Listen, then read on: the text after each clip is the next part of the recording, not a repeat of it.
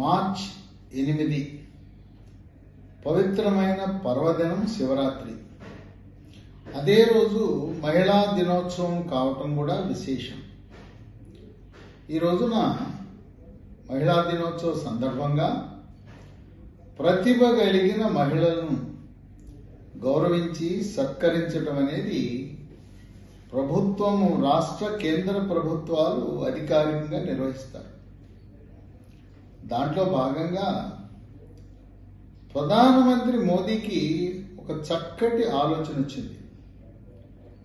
ఇన్ఫోసిస్ వ్యవస్థాపక వ్యక్తి, ఆయన భార్య సుధామూర్తి. ఆ సుధామూర్తి భర్తకు చేదోడు వాదోడుగా ఉంటూ ఇన్ఫోసిస్ నారాయణమూర్తికి అనుక్షణము సహాయపడుతూ ఆయన యొక్క ప్రగతికి కారకురాలు సుధామూర్తి. ఏ పురుషుడైనా విజయం సాధించాలంటే ఒక స్త్రీ వెనుకుండి నడిపిస్తుందనే సామెత మన పెద్దలు చెప్తూనే ఉంటారు. అటువంటి సుధామూర్తికి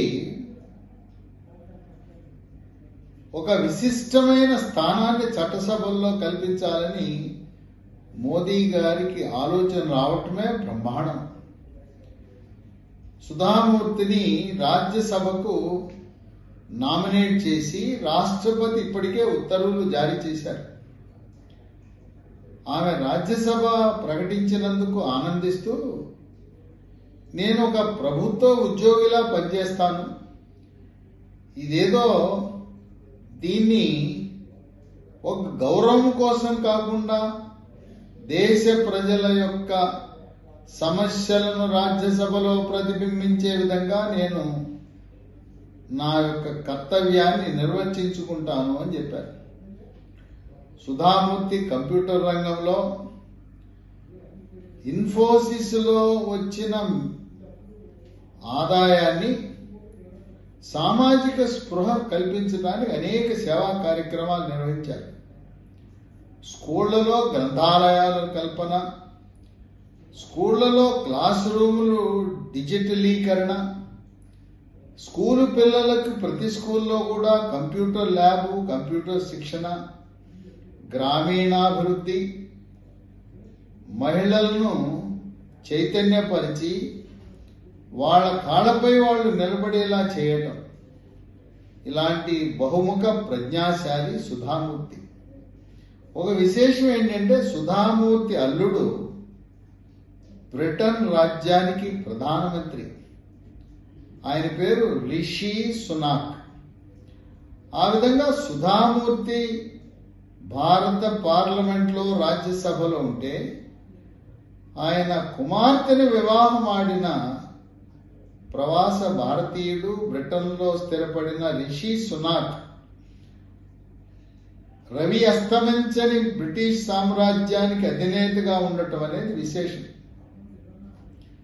ప్రధానమంత్రి గారి ఆలోచన ఎప్పుడు కూడా దూరదృష్టితో చేస్తారు.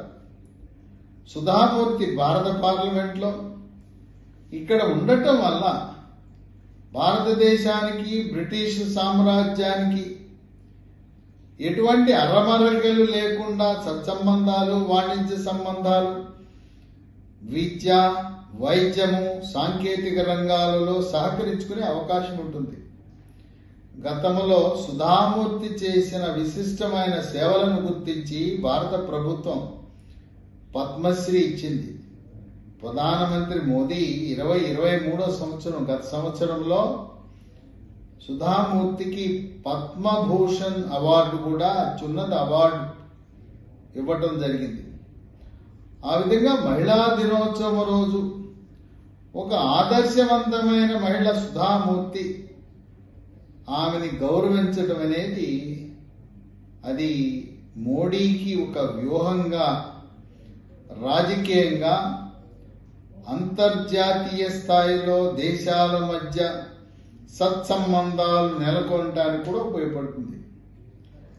మహిళా దినోత్సవం సందర్భంగా ప్రధానమంత్రి మోదీ దేశ ప్రజలకు మరొక శుభ సందేశాన్ని తెలియపరిచారు.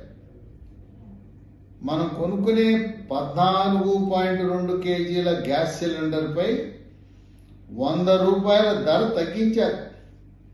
ఇదొక శుభవార్తే. ఇప్పుడున్న గ్యాస్ సిలిండరు భవిష్యత్తులో అంటే 9 మార్చి నుంచే మనకు తెల్ల కార్డు లేని వారికి, మధ్యతరగతి వారికి, ఉన్నత వర్గాల వారికి ₹800కే లభిస్తుంది. అదే కొంతమందికి ఉజ్వల పథకం కింద గ్యాస్ సిలిండర్లు లభించినాయి. ఎవరికైతే ఉజ్వల పథకం కింద గ్యాస్ సిలిండర్లు లభించినాయో వారికి ₹500కే సిలిండర్ లభిస్తుంది. ఆ విధంగా భారతదేశంలో కట్టెల పొయ్యిల మీద ఎవ్వరూ వంట చేసుకోకుండా ప్రతి ఒక్క మహిళ గ్యాస్ పొయ్యి పైనే వంట చేసుకునే విధంగా చర్యలు తీసుకుంటున్న మహనీయుడు ప్రధానమంత్రి మోదీ. ఇప్పుడు మనం గ్యాస్ సిలిండర్లు తెచ్చుకోవడం, బిగించుకోవడం, మార్చుకోవడం అనేది ఉంది. ప్రధానమంత్రి 3వసారి మోదీ అధిష్ఠించిన తర్వాత రాబోయే కాలంలో మన ఇంటికి నీరు ఎలా వస్తుందో గ్యాస్ కూడా పైపు ద్వారా మన ఇంటికి వస్తుంది. మనం ఎంత వాడుకున్నామో అంత గ్యాస్కి బిల్లు కట్టవలసి ఉంటుంది. ఇప్పటికే అమెరికా, పాశ్చాత్య దేశాలలో, అభివృద్ధి చెందిన దేశాలలో పైపుల ద్వారా గ్యాస్ను సరఫరా చేస్తున్నారు.